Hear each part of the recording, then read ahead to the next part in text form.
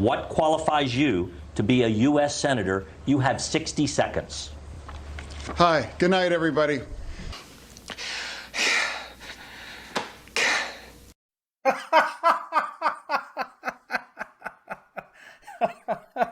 Hold on a second.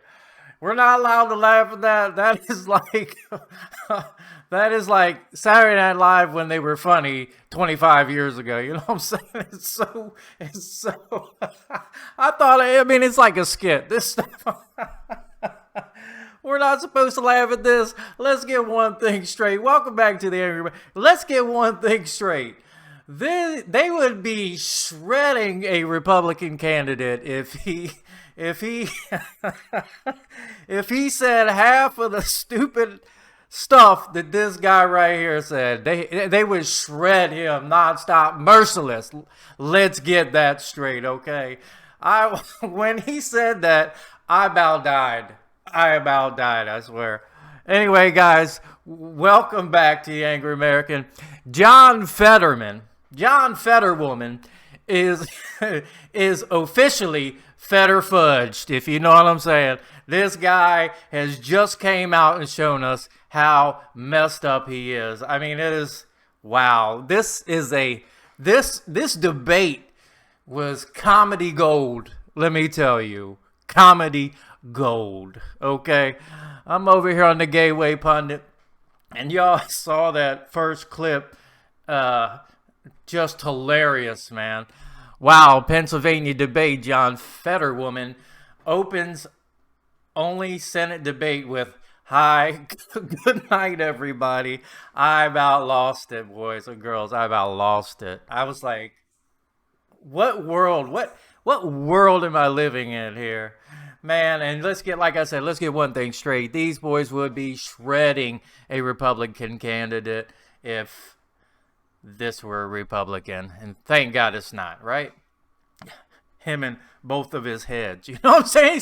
You remember that scene in what was that? The Office, where his costume was two heads. Tell him to stop.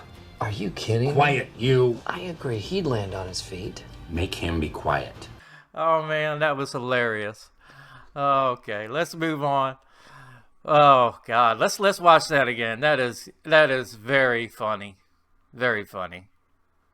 As Lieutenant Governor, you're running for a seat that could decide the balance of power in Washington. What qualifies you to be a U.S. Senator? You have 60 seconds. Hi, good night, everybody. I'm running to serve Pennsylvania. He's running to use Pennsylvania. Oh my goodness, man. Holy crap. Thank you, John Fetterwoman. That was awesome. And there's so many gold nuggets in this debate. Let's watch a few more. What qualifies you to be a U.S. Senator? You have 60 seconds. Hi, good night, everybody. I'm running to serve Pennsylvania. He's running to use Pennsylvania.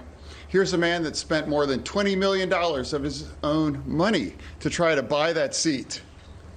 I'm also having to talk about something called the Oz rule, that if he's on TV, he's lying. He did that during his career on his TV show. He's done that during his campaign about lying about our record here. And he's also lying probably during this debate. Oh, wait. And then there's this one. Follow up. I didn't hear you say you would release your full medical records. Why not? You have 30 seconds. No, again, my Dr. L believes that I'm fit to be serving, and that's what I believe is where I'm standing. Okay. But wait, there's more. Okay, Mr. You have made two conflicting statements regarding fracking. In a 2018 interview, you said, quote, "I don't support fracking at all. I never have." But earlier this month, you told an interviewer, quote, "I support fracking. I support the energy independence that we should have here in the United States." So, Mr. Fetterman, please explain your changing position. 60 seconds. I've always supported fracking, and I always believe that independence with our energy is critical, and we can't be held, ransom to somebody like Russia. I've always believed that Energy independence is critical, and I've always believed that, and I do support fracking. I've never taken any money from their industry, but I support how critical it is that we produce our own energy and create energy independence. I must correct the record. Just a second, Mr. Oz. I do want to clarify something. You're saying tonight that you support fracking, that you've always supported fracking, but there is that 2018 interview that you said, quote, I don't support fracking at all. So how do you square the two? I do support fracking, and I support fracking, and I do support fracking. Okay. Mr. Fetterman, I will allow a 15-second rebuttal. He has specifically said you have not paid your taxes and that you want to raise taxes on Americans. How do you respond? Absolutely. The Oz rule, of course, he's lying. It was helping two students 17 years ago to help them buy their own homes. They didn't pay the bills, and it got her paid, and it has never been an issue in any of the campaign before. It was all about nonprofit. John Fetterman took a shotgun, chased a unarmed African-American man, and put the gun, apparently, according to that man, to his chest. John, you weren't pulled over by the police. They let you go. You were the mayor at the time. Why haven't you apologized to that unarmed, innocent black man who you put a shotgun to his chest? All right. We will allow a 30-second response to that, Mr. Fetterman, specifically what he was saying referring to the incident in Braddock. No.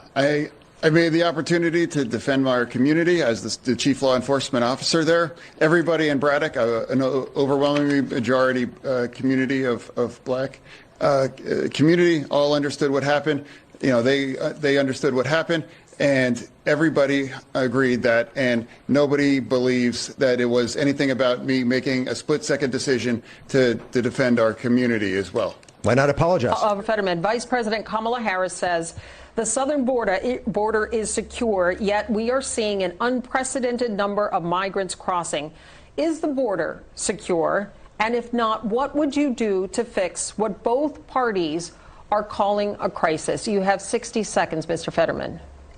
Yeah. I believe that a secure border can be compatible with compassion. I believe we need a comprehensive and bipartisan solution for immigration. That's what I believe. I don't ever recall in the Statue of Liberty did they say, take our tired, huddled masses and put them on a bus and use cheap political stunts about them.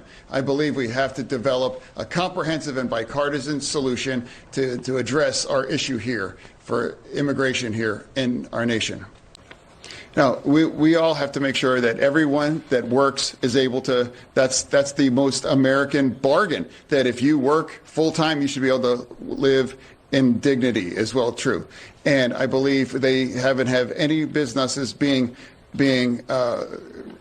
can't have businesses being subsidized by not paying individuals that just simply can't afford to pay their own way. So I think it's critical that we be consistent, and I do not believe in supporting the Supreme Court. Mr. Fetterman, you are first, 90 seconds.